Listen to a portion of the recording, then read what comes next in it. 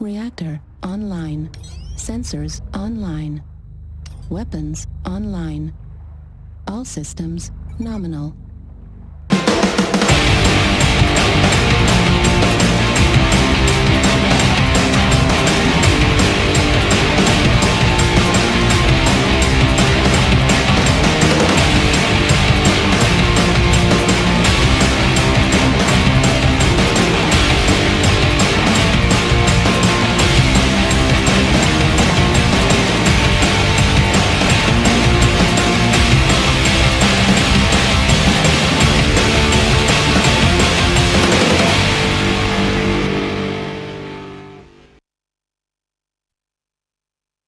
Alright guys, welcome to War Room episode number 23. Sorry we're getting started a little bit late, but that's okay. We had to wait on a couple guys to finish up their match, so they're all healing now. We're going to get started.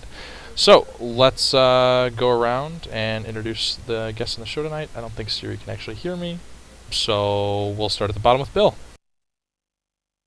Hey guys, I'm Homeless Bill, that guy from Reddit. I'm also on the Council of QQ. I like that you guys call it the council. Alright, moving up from there, we have Kale. I hope I'm pronouncing that correctly. Yep, Kale Voltek, Apocalypse Lancers. Well, thank you for being on. I know this is your first time. And then we have Sir Trent Howell of BSK. Welcome back, my friend. As always. Do I need to introduce myself more? Or? I mean, if you want to. I don't care.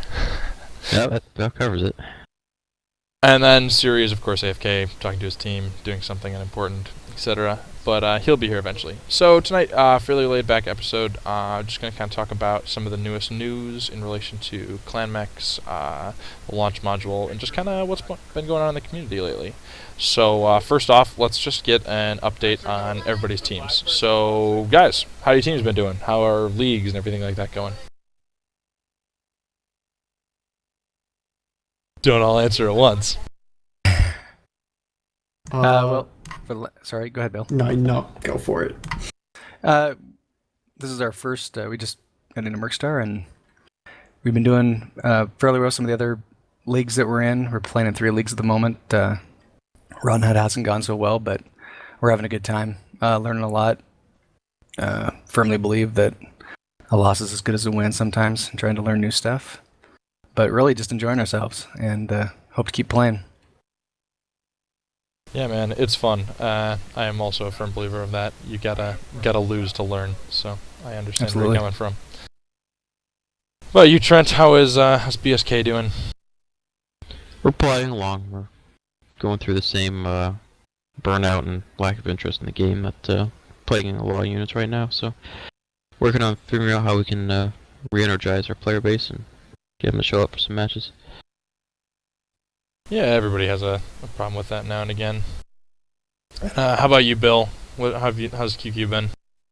Honestly, we're in about the same spot as Trent. We're doing both Merrick and Arhad, and they're going all right.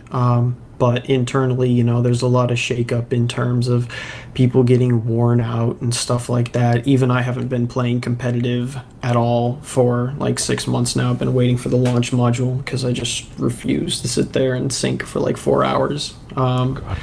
So hopefully, that improves conditions a little bit. But, we're making it through. Yeah, and I mean, Kale, you guys literally just came off that, didn't you? You guys had, 2 syncs in 2 hours? Yeah, about 2.5. Oh, it's painful. Yeah, and we got, we kept hitting the same groups, and it's just, I think it's probably what's making it the most difficult to convince a lot of our guys for the league. We had, after about the first hour and a half, the channel gets quieter, and everybody's energy just starts to fall off, and it's no fun. Yeah, that happened to us tonight. We had about 2 syncs in 2 hours, and we had about 4 or 5 missed syncs. It's just it gets to be a pain. I mean, the competitive community's kind of gotten to a certain point where you already know the outcome of probably the vast majority of each battle, at least for us. So we just kind of start questioning, well, do we want to spend 2.5 hours trying to sync, or how do we want to play it? Yeah, and I think that, I mean, this is a fairly good talking segue, as some of us would say, into launch modules. So we have gotten a lot of new information on the launch module recently. What are you guys, I'm going to throw it up in the overlay here in just a second, but what are you guys looking forward to most about this launch module, other than just, like, obviously the big thing that we're all excited about is we don't have to wait 4 hours to play 5 games. We can now do that in, an hour, maybe 2, at the worst. Well, I think it opens up a lot of new possibilities. We've been going on. First, you're required to have 8 pilots, then you're required to have 12 pilots. But back when I was playing in the MBT League, the system was different, where you had to have a minimum of 5 pilots, but you could bring a maximum of 9. So you could build your decks based around the pilots you either had available, or you could base your decks. You could completely change your decks and just use whatever guys you wanted to have available. So I think we could see a move towards that. I know Han from Blackstone was working on a league where we had one-on-ones, 2v2, 4v4, 8v8, and so on. So I think we're going to see a lot of new deck building strategies coming out from them, and a lot of new options for leagues. I know it's going to help a lot of teams that are just struggling for pilots. I mean, being able to hit 12 men for a practice now is a flippin' miracle. So just being able to actually play with less than that is going to be a huge boon. Yeah, and it also brings up the possibility for like asymmetrical gameplay. I mean, I don't know if anybody has any plans with any of that, but I think it would be interesting to have, sort of a tonnage limit and then see what would happen if, you brought 8 Atlases versus, the same amount of weight with 12 people, since I'm bad at math. But I'd be interested to see how that kind of stuff works out, especially if anyone actually organized something like a league that was sort of asymmetrical. I mean, PGI, I guess, is going to get us attack and defend at some point, but hey, I'm just excited to have some sort of game mode we can play with. Yeah, one of the things that I had talked to a couple people about would be doing like an actual, like how it used to be, by bidding on contracts. So you go into a match and you have like the base qualification. So you have, base qualification, assault mode, 800 tons. And then you bid down. So you can be like, we can do 800 tons with 6 players. Or we can do, 700 tons with 12 players and stuff like that, and so you can bid down. I really like that. Like, I think that'd be so much fun, because then you'd have different teams playing to their different strengths. So, like, we've got a lot of good light pilots, so we're like, oh, dude, we can do that with less tonnage, but we need just as many players. So it'd be like, okay, we'll underbet you on tonnage, and the other team's like, well, we've got some really ace players, we'll underbet you on players, but keep the same tonnage. So I think it could breed for some cool matches, or at least a cool campaign feel, if nothing else. Yeah, we get a lot of discussion internally about weights, and there's a lot of theory going on, and it certainly would be great to be able to just do whatever compositions you want to prove that lower tonnage can beat higher tonnage based on various other factors as well. So just opening up a wide range of gameplay, at least from a group perspective, instead of just, it seems to be a same grind over and over again. 12 cicadas. BSK! We've done it before. They're fun. Oh god, I think I did it as a joke with a few guys, like up when I was up late, just playing for fun, and we just wrecked people. It was like, oh, no wonder people did that. Like the one time I dropped with the Lords in a 12-man, we went against, we rolled with 12 Highlander 733Cs. That's what I was called in for, and our second match was against 12 cicadas. I felt so bad. You're a bad person. Ah, Siri, you're finally here. Ah, My For like fault. 5 minutes, I just haven't said anything. that rescheduling fine. took forever. Just giving you shit. So we've just been talking a little bit about expectations for the launch module, Siri. How are you feeling? I've been listening. Okay. How are you feeling about it? What are you looking forward to? Well, like you said, being able to do matches quickly and not having to deal with what's frankly an archaic and outdated system. It's shocking that we've actually done it for so long. to be frank. I thought about Isn't it. it amazing? I underestimated the amount of time I've been playing this game by a year the other day. I was like, I've only been playing this game for like a year and a half. I was like, oh, nope, 2.5 years. Now I'm trying to think how long it's been. I've been competitive for like almost a straight year now. But yeah, it's Maybe, I think about like 18 to 20 months. Over a year and a half. Year and 3/4, I think. Unless Yeah. I lost a year somewhere. dude, it happens. You just misestimate that shit. So okay, what else about launch modules? Or the launch module. It brings uneven stuff. So how do you guys map selection? I already know. I talked to Tony. Oh, that's huge. Yeah, all Merrick maps are going to be a like a planet is going to be a map now. So you'll be playing a best of 5 on one map, which is gonna be like crazy different because it means that I'm personally hoping they makes the center planet Terra Therma, just because fuck everybody that has to play on that planet. If I It's- can interrupt, possible yeah. downside to that is if you can't assign the sides, or if you're using a map that has sort of an advantageous unbalanced side. sides. I didn't think about Yeah. that. You know you're not going to so be able I'm to choose hoping- the sides. I'm hoping that when that is implemented, that it's considered. And Yeah. I'm looking forward to it, because that's actually how people, or how World of Tanks was done, like, for their Clan Wars, was you would know which map you're fighting on. And so, like, different maps, vastly different strategies. Oh yeah, I mean, think about you're playing on planet Alpine versus you're playing on planet River City. Like the strategies It'd are be just so interesting different. if you did an Alpine planet rotation for like Frozen City, Alpine, and do we have another Frozen one? Or Force Colony Snow, and then you did like a desert planet rotation with like Terra Therma and Caustic. Caustic and Canyon, Oh, yeah. and that was all like that series. You would do those 3. That could be Yeah. fun. I want to see them crank out like a ton more maps because they've always said we're just doing like one of each map so we can get a bunch of stuff pre-built so we can quickly like crank out maps. I really hope that happens at some point so we get some diversity. I mean, like I love all these maps. They've grown on me, but God, it just gets so old sometimes. Dude, I want a map the size of like Alpine that's just all city. All buildings Yes. and like tiny little like alleys and shit. LRMs are impossible to use. Oh, it'd be so much fun. Because Bring LRMs are out the so urban broken. mech. I mean, in terms of like a qualifying factor. You can't really jump snipe in that situation either, so just be back to brawling. My eyes gleamed.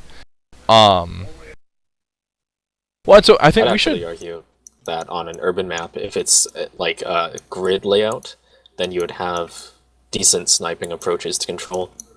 Because like you'd be forced to go down the lanes, right? Yeah, depending on how. But it would be a different type of jump sniping, though. And it would also depend on how the buildings were laid out and if you could get on top of them, because then you could organize things like ambushes, lights from jumping off the top of buildings, and brawlers swinging around. It'd be fun. But that's actually interesting. I'm gonna write that on my list of things to find out during the week about being able to choose sides. Because, I mean, communication has been pretty awesome lately. I don't know how you guys feel, but I had a chance to talk to Nico the other day, which was super nice. Great guy, has a lot of good opinions, and is really nice with the community. So that was super nice. And then I also had a chance to talk with Carl when I was over on NGNG the other day. Any good news from that one?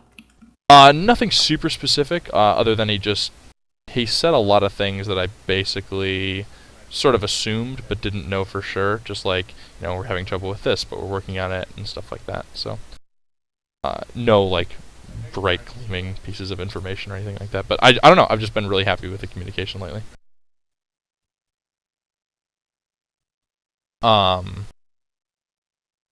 So anything else you guys are looking forward to about the patch notes? Or not about the patch notes. God, I can't even talk today. It's been a long week, guys. I'm ready for the weekend. Anything else you guys are looking forward to about launch module? Otherwise, we can move on to some of the newer information from the patch and news drops. I think we've covered pretty much everything in the past about why launch module is good. All right, killer. Well, in that case, got another tournament that came out. This 5 free mechs, or the 5 games get a free Thunderbolt, which ties in with the fact that we have a bunch of new mechs that came out. How do you guys? I mean, I'm gonna be completely honest. I haven't looked at too carefully or bought any of these new Phoenix mechs. But what do you guys think about this sort of second round of mech chassis? I'd like to see it for older ones more than the Phoenix mechs. I mean, I guess I'm just not thrilled because like 2 locusts, that is just a waste of 2 mechs. That's just I have 5 artist locusts. time. That's just time that could have been spent on literally anything else. God. Just why? One of them is actually just strictly worse than the other locust too. Hold on, let me find it. It's Well, one's got 6 energy hard points and 1 less AMS. Right, and but the other one has like 2 missiles and 2 energy. Yep. Oh yeah. It's the 2 missile, 2 energy, 1. yeah. Could you even fit 6 energy unless you're using small? Like unless you're using small lasers, can you fit 6 energy weapons on a locust? Well, It's you were able 20 to do tons. 5 on the other one. Yeah, I'm pretty True. sure you could do it because I've got like 4 and dual AMS, so I'm almost certain that you can probably fit 6. I mean, it's not that like that one and the 5M can do, or the 3M can like, you know, be a good little knife fighter when you get in behind people who are stupid and don't turn around, but you know, it's like with a real mech, you could have done twice as much damage. It's just, I don't know. Again, Also, it's just disappointing to see the locust. If you run into any pilot with skill and they're like, I have an AC-20, there's a locust, and you're just done. Yeah, just one shot, and your leg, your side torso, it's over. But I do like to see them releasing, you know, older things. I just wish they were different ones. Another fun Battlemaster with more ballistics, which is nice. There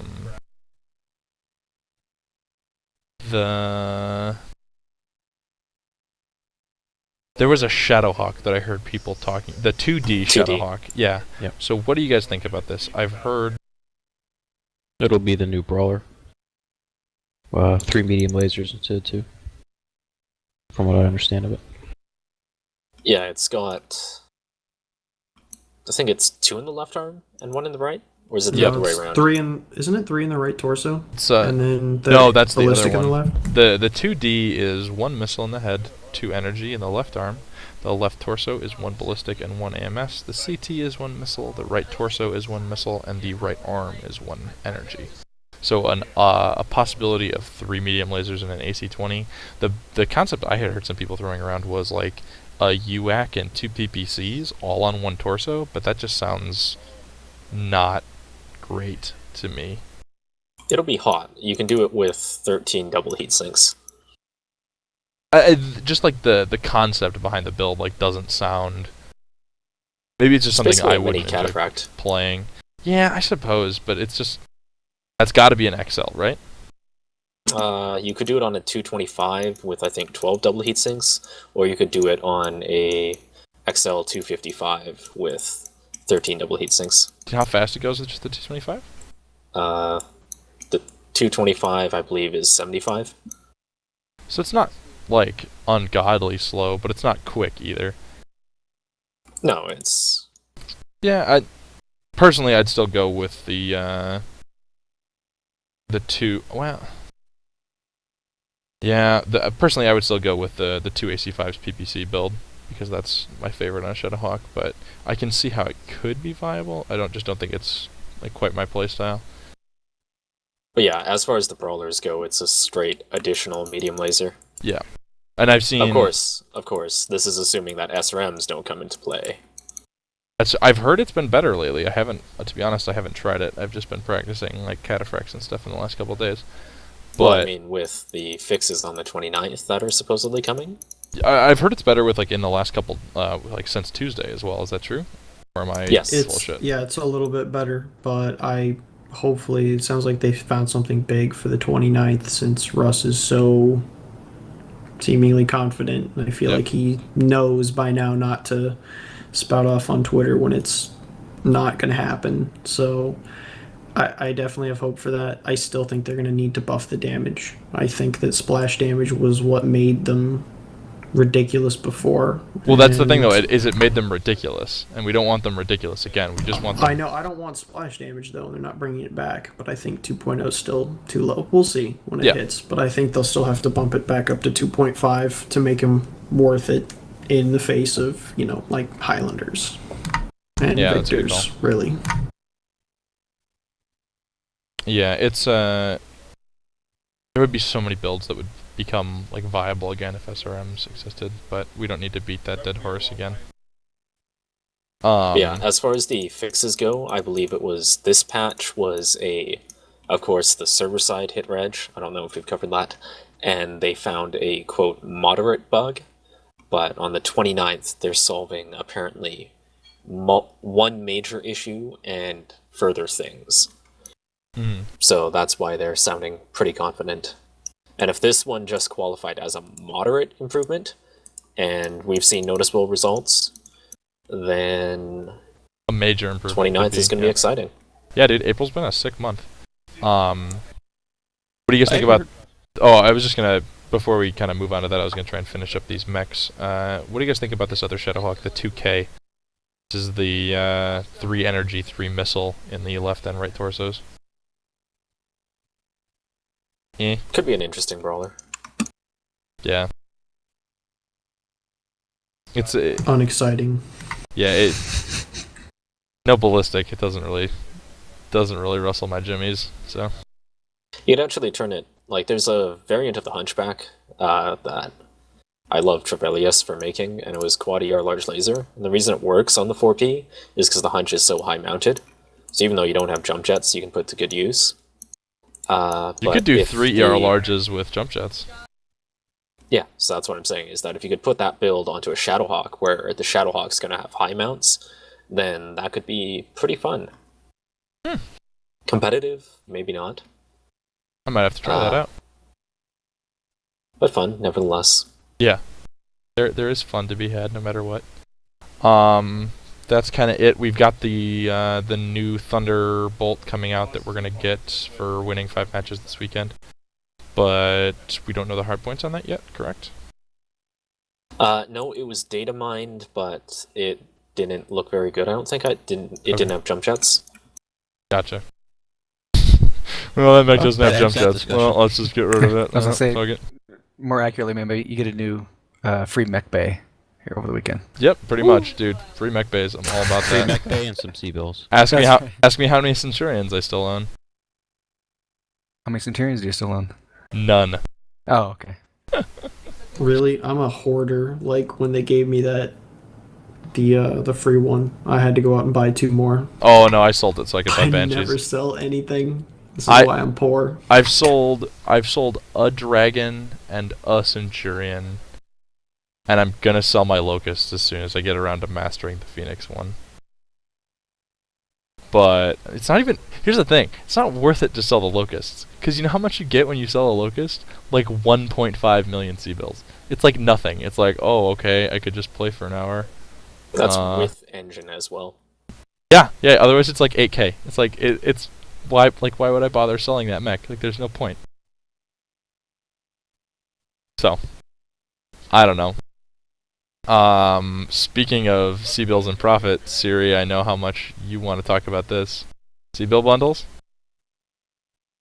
Oh, okay. The C-bill bundles are actually worse value than buying either a champion Jenner or a champion Cicada and then selling them. The largest bundle is, I think, 1650 C-bills per MC spent. The smallest one is something down like 1400. Buying and selling the champion Jenner or Cicada is 2100. So that's somewhere between 35 and 40% more value for your money. So do not buy these bundles. Please, you're only ripping yourself off. And actually, when it was initially reported, it was reported that the Jenner was up at like 5 million when you sold it, so that was something like 3,300 MC per C-bills, or C-bills per MC. That was actually incorrect. I went back and I did the math and I did science, and yes, I actually bought and sold a Champion Jenner just to make sure, but the upgrades that you have on the mech do not sell for money, so it's only You actually bought and sold one? for science. Why? Why wouldn't you just buy one and keep it and then check the sell value without clicking Because OK? I already have a Jenner. I already have a Cataphract, but that doesn't mean I didn't buy another 3D, so I didn't have to switch out the build. I already have 2 Cataphracts. Yeah, me too. But, Clearly. no, I only have 1 build on my Jenner, and if I need to tweak it slightly, it takes me like a minute. So, Yeah, I no big understand deal. that. The reason why I have 2 Cataphracts is because one has Pharaoh and Endo, and the other one only has Endo. Yep. So I got bad news because people have been bugging Russ on Twitter about this, and I think they're just gonna bump the cost of the Jenner. Like he hasn't said that explicitly, but I'm looking at this tweet and he's like, "Oh yeah, the champions were a bit of a gotcha. We're looking into that."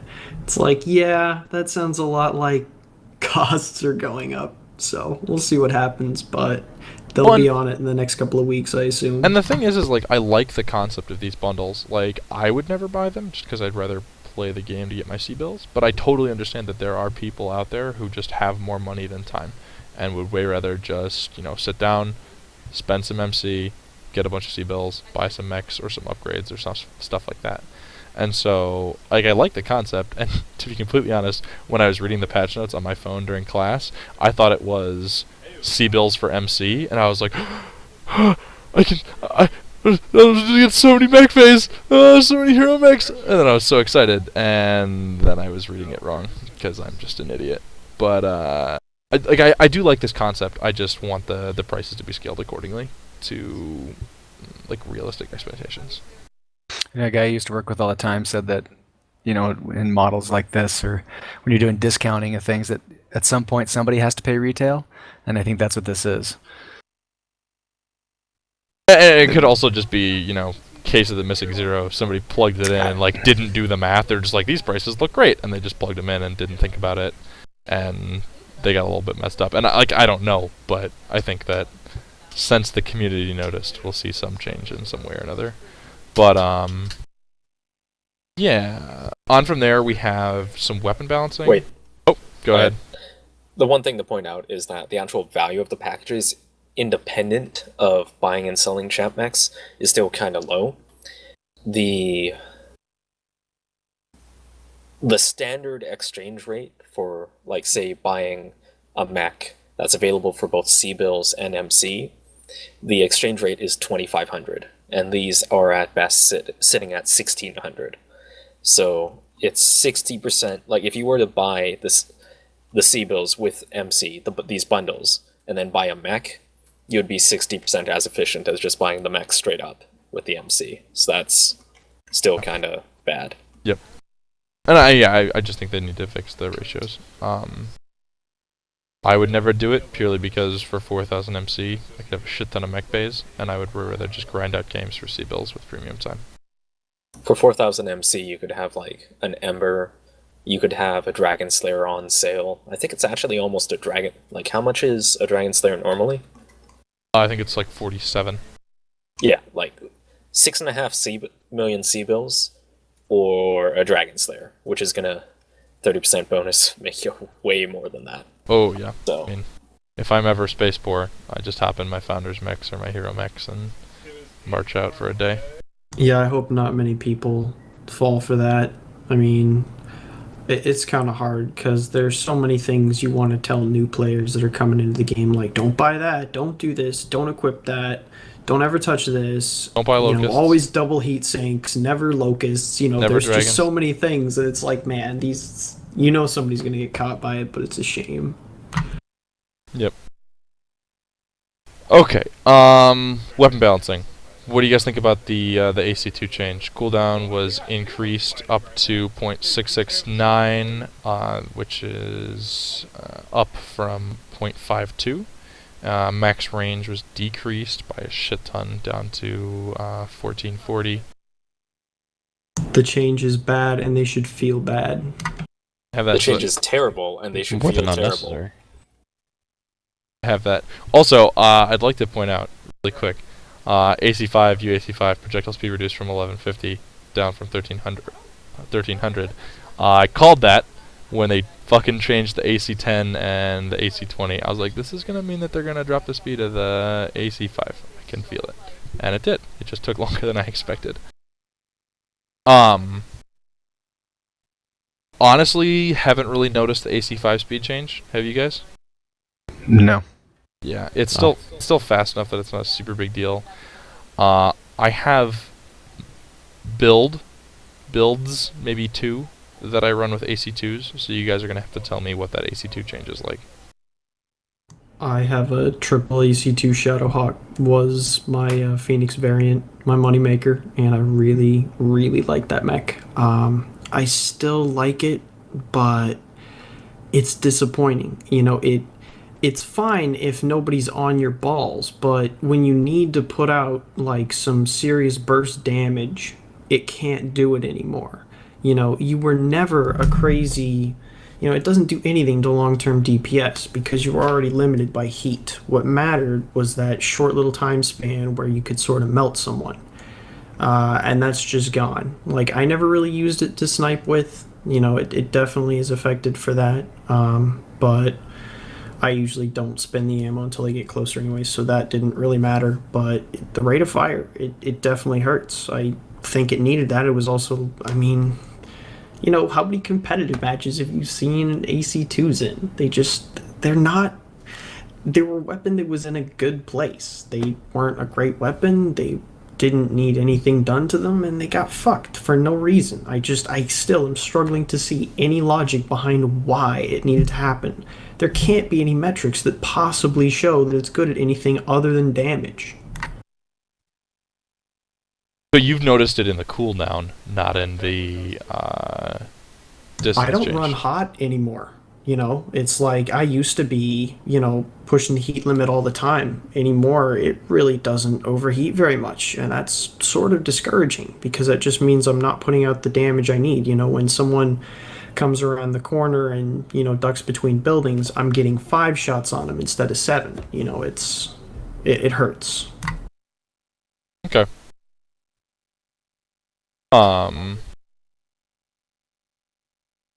I haven't noticed the cooldown increase on the AC5. Not that I've honestly been paying attention.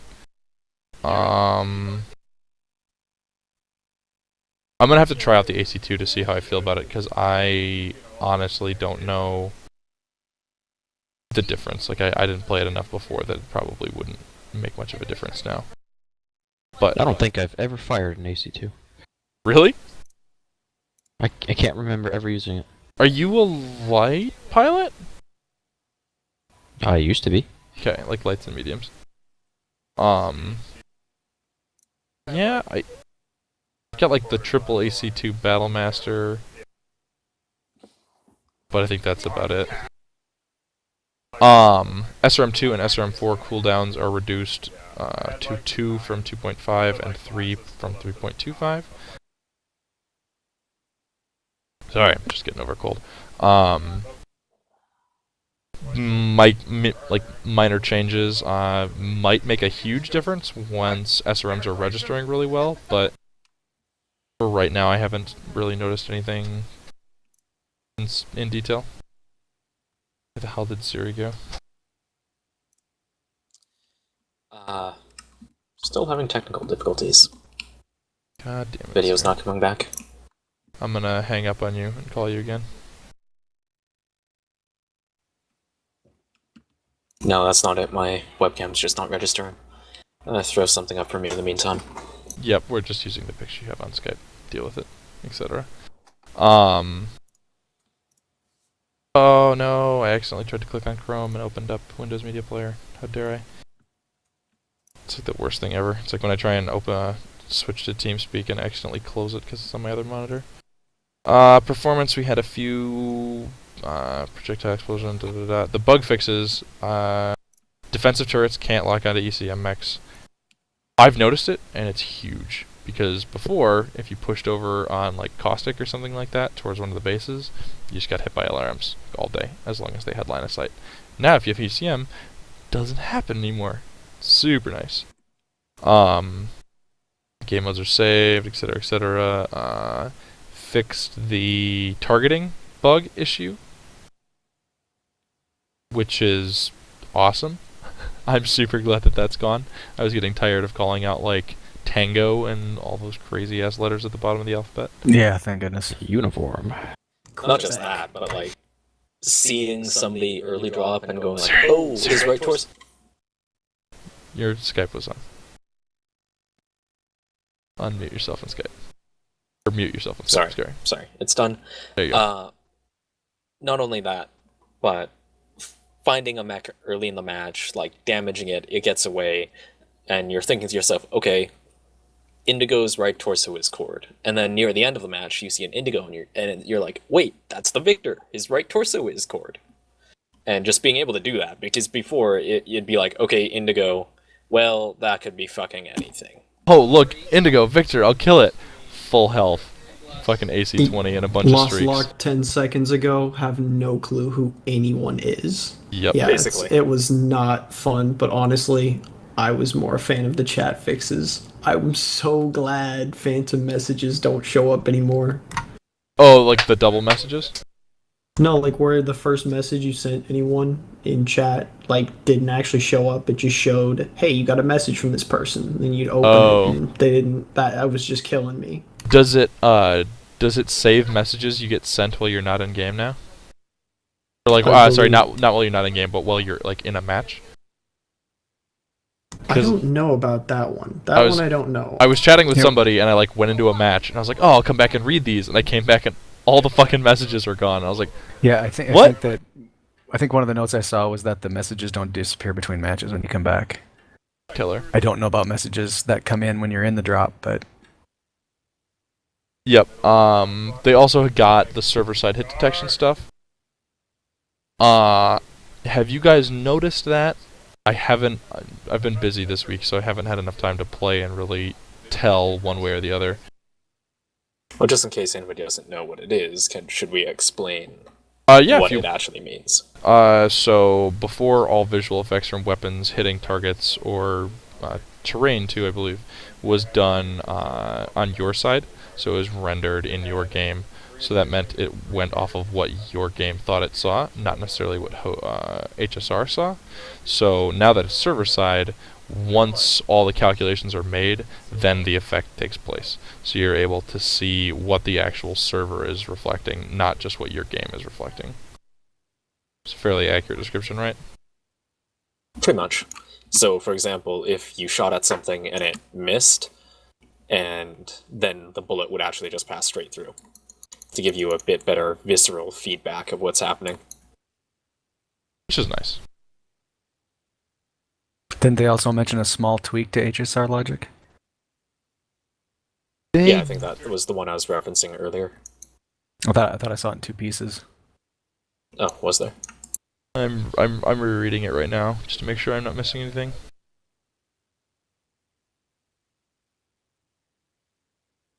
Yeah, social patrol. I'll keep reading. Oh, they fixed certain weapon effects in DX11. Doesn't look Performance like increases. their performance. Yeah, there were several performance increases in this patch. Yeah. Projectile explosion effects made server side. Fixed problem in host state rewind logic where weapon traces beyond the server and client could occasionally desync. Improved frame rate and removing unnecessary raycasts from certain turrets and assault. Optimized function that was cooling mechs when in water. Don't know what that means. I mean, I know what it means, hold but on. I know what it was. It sounded in the notes like it was actually when you were in the water, you would cool faster or something, and like that game function had changed. And so I asked Nico, or rather, I made a pointed comment at Nico, and he was kind enough to you were answer. a dick, and somebody was nice and was like, "Okay, Siri, Hey, we'll it's answer." getting results. But it was a bit of a miscommunication between Nico when he was publishing the notes and the devs who had done it. It's actually the back-end code rendering water that has improved. So it's purely like CPU, GPU performance increase. It's not an actual game change. That's awesome. And disable reflections in all but very high settings to reduce the number of draw calls when mechs are around water. And that's it for patch notes. Anything else you guys want to mention about those in terms of mechs or bug changes, bug fixes, performance stuff? I'm surprised, speaking of bugs, that we haven't had a new one from all these changes. Yeah. Oh, no, that's not true. There's now a bug where, the startup sequence, sometimes it just doesn't play. Really? Yeah. There's about 1 in 10 times that happens. Huh. Not gonna lie, haven't had that happen yet. First time I freaked out and was like, shit, did I freeze? That would freak me out. I don't know how this. I'm not a coder by any means, but it seems like they'll change one thing and something else unrelated will break. That's kind of the nature of coding. Yeah, it sounds ridiculous, but that can totally happen. Most notably, as an example, I was coding a program that detected your wrists using an Xbox Kinect and used it in a program to do drawing. And I made a change, which I was pretty certain was going to change the detection rate, like the number of times per second that your wrists were detected. And it did, but it detected them so many times per second that it flipped shit and detected them everywhere. And I totally broke the program. Which I would not have thought would have been a possible outcome, but it was. So, stuff like that just does happen. And CryEngine is pretty fussy. Mm. It is interesting. I've heard this. Well, it would be interesting to find out when they do their testing builds out to their internal testing group or whatever they have, the time frame between when those fix releases are out and how much time and testing they actually get, because program they call it regression testing back, and how much do they get to cover and how far do they go back. Yeah, I'd like to know the number of hours, because you can't see everything, but that all gets picked up with the number of play hours, and I'm curious as to how many play hours they put into a patch test. Well, and that's a super good point that you just brought up, which is that the version they're playing on right now is much different than the version that we're playing on. They're a couple patches ahead. So if they're going to fix an issue that we currently have, they have to not only check the code we're currently using, but the code they're currently using, and make sure that it's a persistent issue, and B, that something else hasn't come along that makes it a different problem or stuff like that. So that it's hard to find, I would imagine, and I don't envy their job of looking for errors. Right. Okay. On to my favorite announcement in the last 2 weeks. Mad Cat. Who's excited? Who's excited about the Mad Cat? Can't be the only one. Come on. I'm the only one who's excited about the Mad Cat? I mean, I love the Mad Cat. It's like, well, Timberwolf. The hell am I saying? But it's a great mech. It's one of my all-time favorites. Pretty much all the clan mechs that they're releasing are, old MechWarrior 2 mechs that I fell in love with. But I am so not excited for the clans. I look at the state of balance that this game has gone through, and I just have zero faith whatsoever. I feel like it's going to be at least a couple weeks where I just don't play until they fix whatever horrible thing they patch in. Well, so the thing is, I could be wrong, but man, I just don't see it. Well, so the thing that I've always had in the back of my head is that there wasn't going to be a state of balance until Clantech was in the game, because you're missing half the weapon systems that are going to exist. So, have they actually shown us any weapons that are legitimately new? Though? Streak 6s. LBX5s and different calibers of other weapons. I mean, I can't imagine that they're gonna bring this out half-assed. We're gonna have Ultra 10s, Ultra 20s, Ultra 2s. Maybe they won't do Ultra 20s. I'm almost praying they don't do Ultra 20s. But It I has feel like to the be a rest new is gonna mechanic. be here. Clan Streak 20s. I think they said they were only going to 6s though. But like a Streak 6 is basically 3 chain-fired Streak 2s. So it's something that we have that's like we could actually replicate right now. Obviously, from a fitting perspective, it's not going to be as efficient, but if we wanted to see how it behaved, we could do it that way. Well, I meant the no minimum range on clan worms.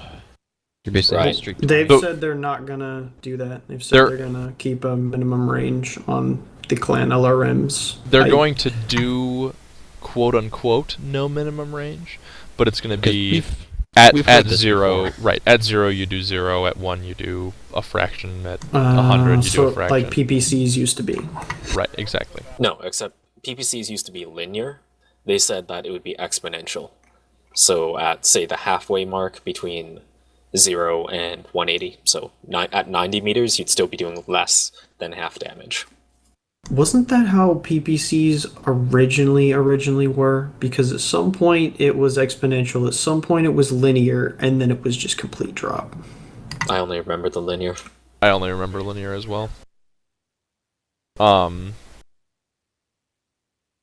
Dude, I don't know. I'm excited to see like pictures of these mechs and just like put a face to these old chassis that are like what I grew up playing. Like if I think back, the first video game I played at a LAN party was MechWarrior 4. The first mech I played in was a Direwolf.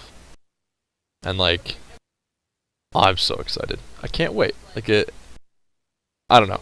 I know that it's going to be rough on balance. I know it's going to be rough on a lot of things, but I know players that are just waiting for clans to come back and play. And I'm excited. First of all, I miss those guys. Like, there are players I miss that I would be excited to have like back in the game and see back playing. I miss Canuck. God, I haven't seen Canuck on in ages. But I don't know if that's why he's gone. I just think it'll be a good sort of revitalization for the community, and I'm excited for that reason. And also, I think they look sweet. PGI does have to kind of get it right, though, because, like you said, if a bunch of people come back, and then it's just like, well, balance is terrible, guess we'll check in again later, then no bueno. Yeah, I agree. But if they can get it right and nail it out of the park, then that's going to be great. Yep, I agree. Just a healthy dose of skepticism. I mean, looking at the Mad Cat, the weapons might be good. Then on the other hand, like its soft stats, its handling, like where its weapons are, the fact that it has those shoulders, all of those could conspire to work against it. So it has to come to the point where it's actually balanced with those advantages versus disadvantages. Well, something I've been thinking about is how do you think like the whole OmniMech thing is going to play out? Because I sort of get the feeling that there will be like 1 or 2 optimal combinations that people will, buy 3 chassis and mix and match to make this one mech really awesome, and then they'll just dump all the spare parts on the other 2. Basically. I mean, but isn't that look what at it's like we now? have now, we have 1 or 2 like optimal dragon, like the Dragon Slayer or the 733C that are optimal for the style that people want to play. Do you think that there obviously there will be hero clan mechs. Do you think you'll be able to switch the hero components onto your regular mechs? Because that does make a hero mech pay to win.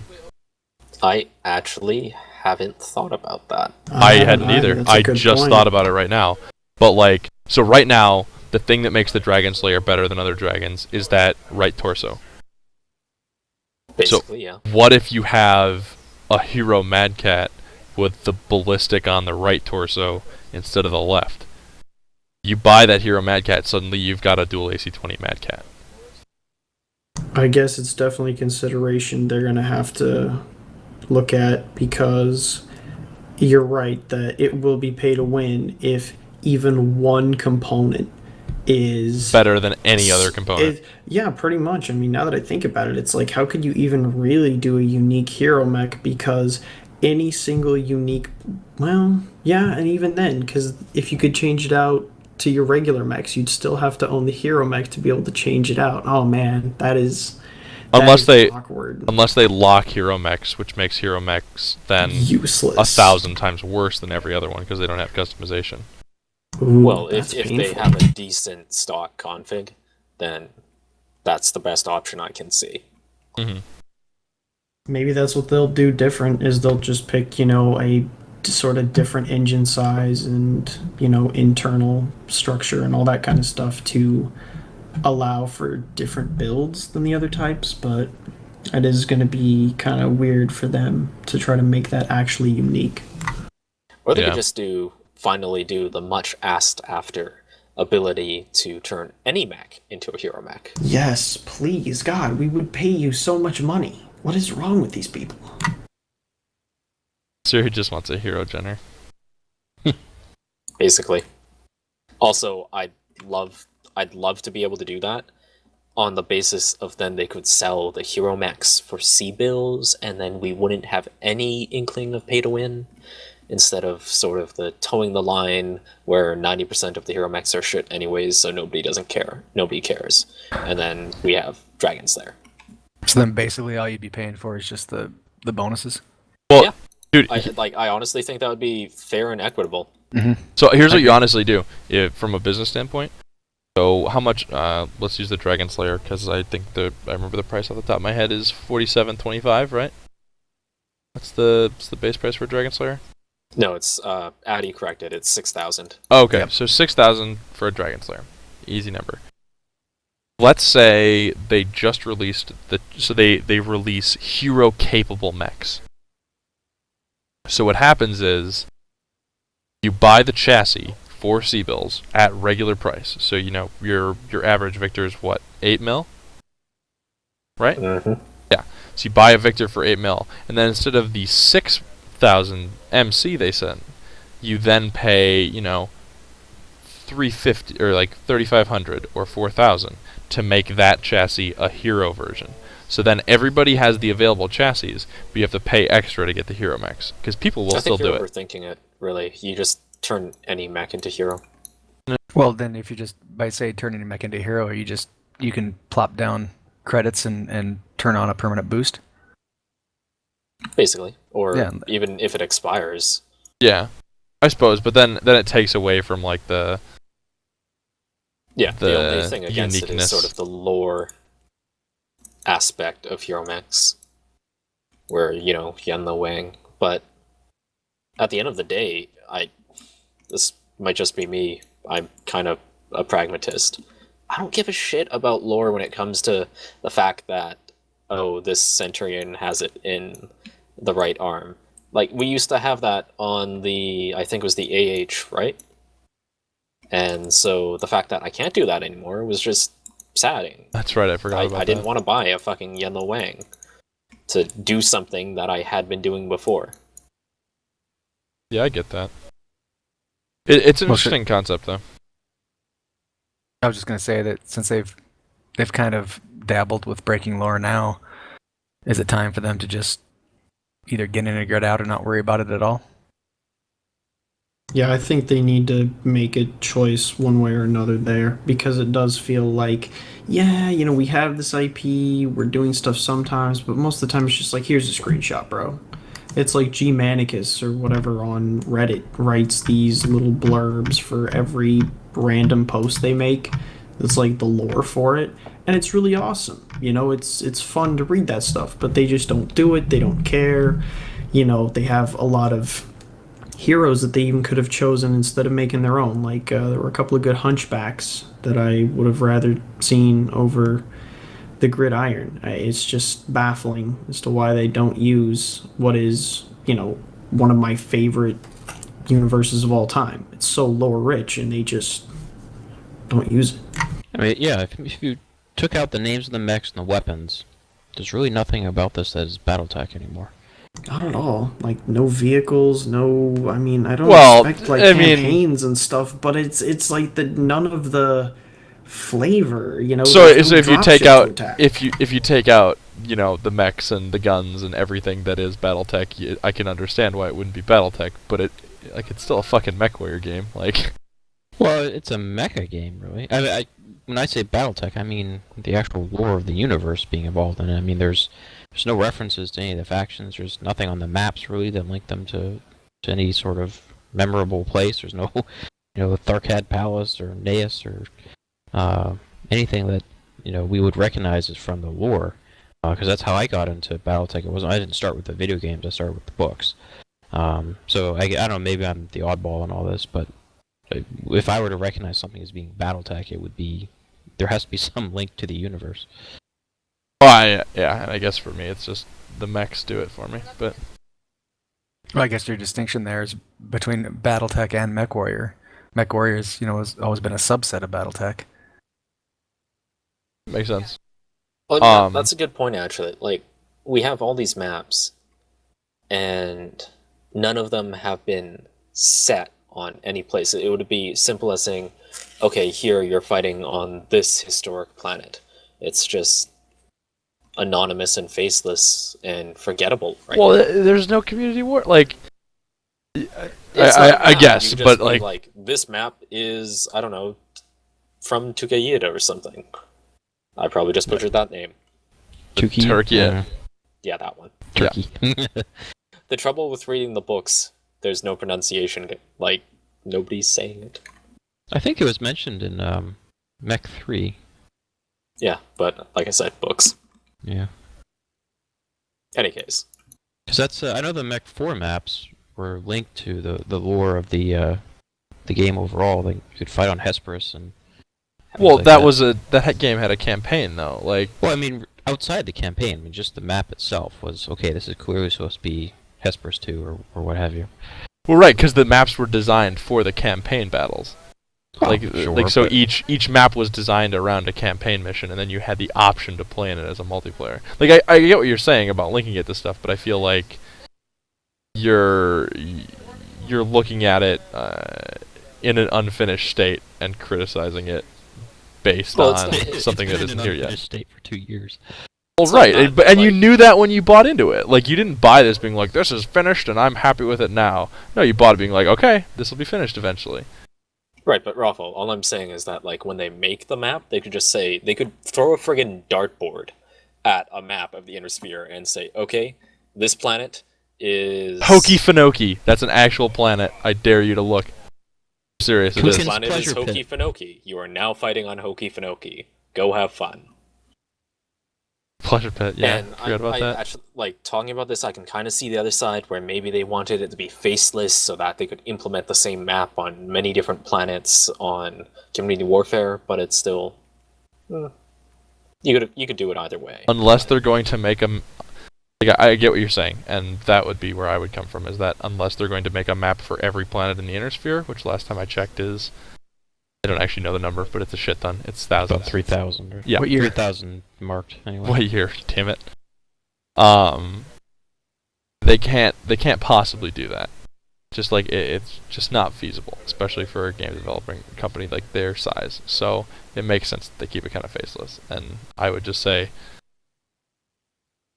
it is still a MechWarrior game, and I think it will get better. So Well, they Eh. always knocked around the community always knocked around the idea of being able to have either player submittable maps or some sort of map creation tool. I don't know anything about Unreal Engine as far as map creation, but the tools are certainly available to do those certain things. So, will PGI at some point let up on the control they have for these different areas to open it up, get more community involvement that way? Would that improve that part of it? Has anybody actually managed to, like, open their maps in CryEngine Editor? I haven't even You might tried. want to talk to Hefe because he at least has the models, but I don't think I've ever seen the maps loaded in. Because remember, I know people have done the mechs. I just don't know about the maps. yeah, somebody did it because they did the size comparison post. They I mean, they it's put a normal human model out of the CryEngine into like I think it was Frozen City because people were being like Frozen City isn't to scale, and I was like, oh nope, that person is actually the size of that building. These mechs are huge. Never mind. No. I think it's possible, but I think on their end, the big reason they haven't done it is because supporting that pipeline is a huge pain in the ass. You basically have to write up a ton of documentation that tells users, here's what we need from this map, here's the poly count within the limited range of visibility that you have, here's all this other stuff, here's how we want you to wrap this and that and the other thing, and it's just a bunch of requirements, and then they have to have someone that vets the submissions that come in. Now, personally, I think it's worth it to do it after they get like jungle and any other sort of assets they want done. Jungle and swamp are the next two. Then yeah, and those two, and then you'd have enough sort of resources out there that everyone could fairly easily throw together maps and stuff. I think it's worth it for them to like put someone dedicated on vetting maps and having the community create them rather than just continue this snail's pace because a lack of map diversity really is one of the biggest killers in this game for me anyways right now. Well, that's one of the other things though. It's like we're saying X is a killer, Y is a killer, Z is a killer, but you can't do X, Y, and Z at the same time. Like they just don't have enough people for it. So it's true, I would not make that a high priority, but it'd still be nice if they would hire one more dude and just put him on that. Who was I talking to? I think it was Panic Button, who's like, if I ever win the lottery, I'm just going to buy Star Citizen, take all of the money out of it, and all of the developers, I'm going to give them to MechWarrior. That's what I do with my lottery winnings. I was like, yep, okay, that works with me. Sure. Okay. Hindsight's a bitch, right? No, dude, MechWarrior guys- Kickstarter. do you guys realize that somebody was like defending Star Citizen in front of me the other day, which always makes me mad because I think that it's a completely undefined concept. And they're like, it's so good, they've got like $47 million in funding. I was like, yeah. And the bro could literally just pick up and run any single day. I'm like, no, there's like legal clauses. And I went and I opened up all the documentation. I was like, nope. None of this is like, he could leave and you would get nothing back. He doesn't have to deliver a goddamn thing. All of this is worded so ambiguously that it's like, if we fail to deliver, which we of course don't intend to, but if we should, you don't get anything back. Hey, Yeah, Bernie no, Madoff. crowdfunding is going to take a huge hit if Star Citizen doesn't deliver. Oh my God, I hope- Absolutely. I hope he just runs. I hope he's He like, needs- $47 million! please don't. No, don't do it, Chris Roberts. Please finish this game and make it good. Run, Chris Roberts, run. Yeah, you'd kill crowdfunding. No, you So, wouldn't. like, I'm sorry, but killing crowdfunding on people that spend, like, what was it, 120,000 on like that Overlord package? That was like, oh, you get all these ships, and until then you just get to look at these pretty pictures of what they might look like. And somebody was like, yeah, I like this concept. Here's $120,000. I don't know if people are completely aware just how many scams there are that do go around with crowdfunding. Oh yeah, like I did a presentation on this in one of my business classes. I was like, I could literally just go, and as long as I created a nice enough presentation, I could make a couple $1,000s on Kickstarter and then just leave. It's kind of ridiculous. Anyway, though, it's completely off topic, but that's okay. I like ranting about. We've been off topic since we finished patch notes. No, that's not true. We talked about clan mechs, What then were we we talked talking about. We talked about clan mechs and our expectations for them, which was in my hastily scribbled notepad. Wait, hold on. Where is it? It's right here.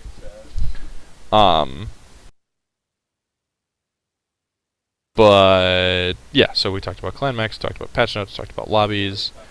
Yeah, is there anything else that you guys want to bring up?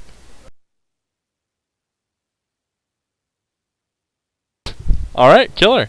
In that case, let's go around and do some shots before we close down.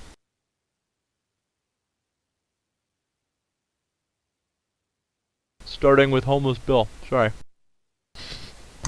No problem. All right, my shout out is to Carpenter. He's basically the leader of QQ, and he does far more than the rest of us council members. And we all have no words to thank you for how much you do, and running the competitive team and all of that stuff. You are fucking awesome.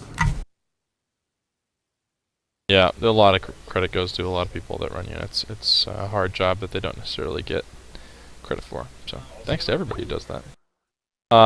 Gil.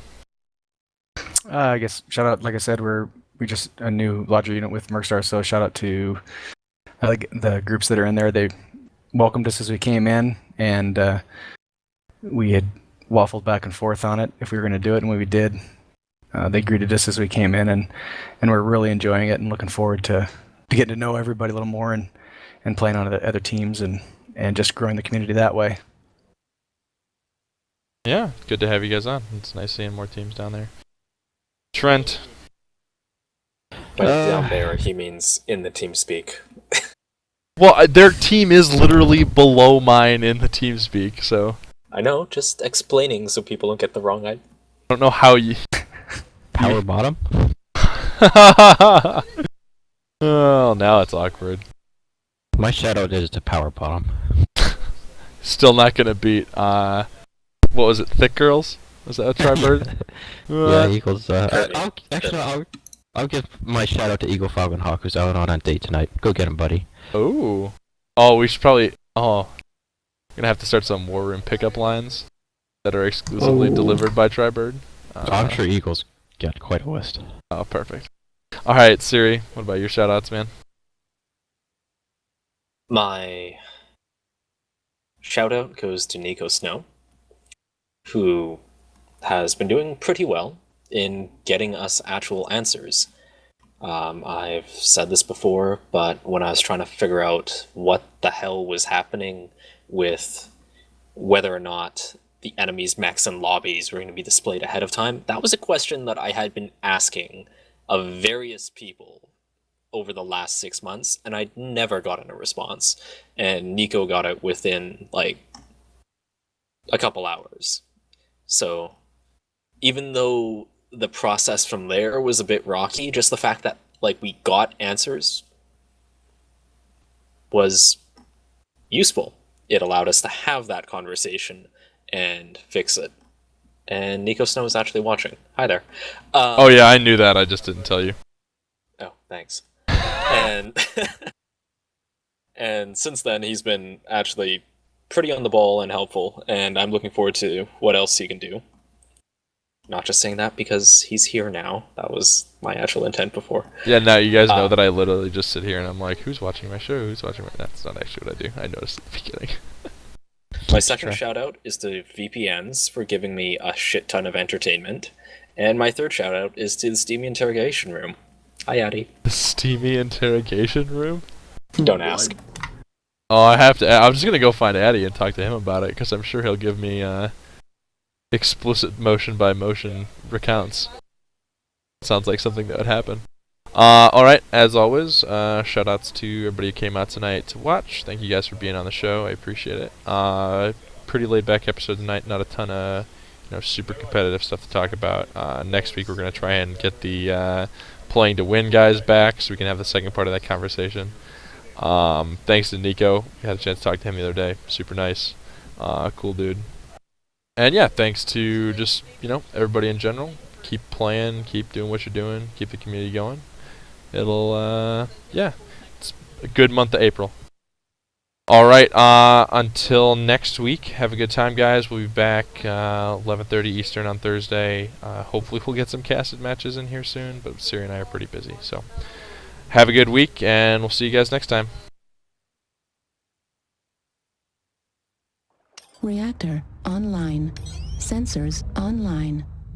Weapons online. All systems nominal.